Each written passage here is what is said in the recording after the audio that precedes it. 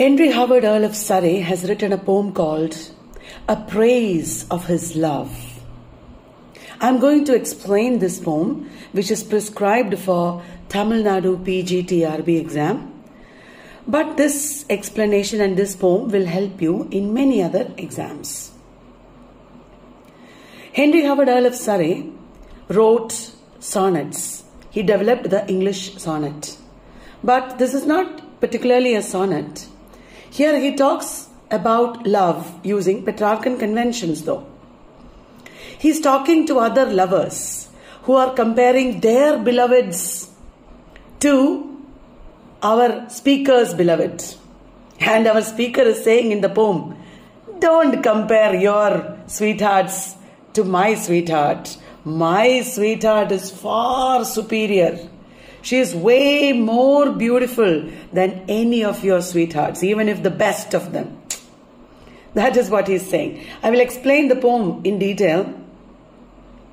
Give it a rest, you lovers. He is addressing the lovers at the beginning of the poem. At the end of the poem, he is again referring to them. In between, he is not. He is talking about his beloved only. Give place, give it a rest, you lovers, before you spend all your boastful brags about your sweethearts. Give it a rest. My lady's beauty is far superior to even the best of your sweethearts. My lady, my beloved, is far more beautiful. And then he is giving a conceit there, a Petrarchan conceit. All of us know that candlelight is surpassed by the sun. Candlelight is nothing compared to the sun. More than the sun surpasses the candlelight, my beloved will surpass your beloveds. More than the brightest day surpasses the darkest night, my sweetheart will surpass your sweethearts. And remember Penelope in mythology, Odysseus' wife? She was famous for her truthfulness. She was very beautiful and very truthful. When she said something, that meant that it is more permanent or sealed than something that is written. Than a written document, a sealed document. More than that, her words stood as the truth. And where more than she can show her virtues, my beloved has virtues. My beloved has more virtues than that, than I can write with my pen. So that is the second stanza. And then he's talking about somebody else. He's talking about nature. If only I could, I would rehearse how nature complains. Nature is complaining. After making my beloved, that mold is lost. One perfect mold nature had.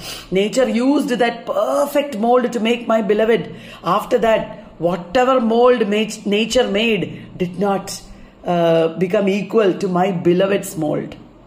After making my beloved, my nature could not paint or make anybody equal to that. And nature is wringing her hands. Wringing means, let me put my phone down to show you. Wringing her hands because nature is sad that she has lost her mold. She is complaining. Nature is crying. And I know our poet is telling the other lovers, I know how nature is complaining and crying because she lost her mold, because she is not able to make another person as beautiful as my beloved. And the lover is saying, nature sore with a raging mind. Her whole kingdom, entire kingdom of nature is set apart from my beloved, because my beloved is more beautiful than anything else in nature. And there is no laws by any law.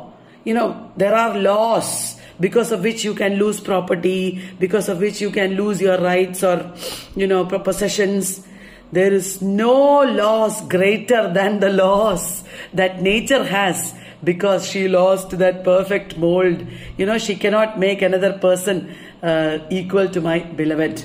And then in the last stanza, with half kidding tone, he is teasing the other lovers, and he says, since nature herself praised my beloved so much, since nature herself says that my beloved is the chiefest work that she has ever made, I think you lovers should find some other ways of describing your mistresses than comparing your candlelight with my sun.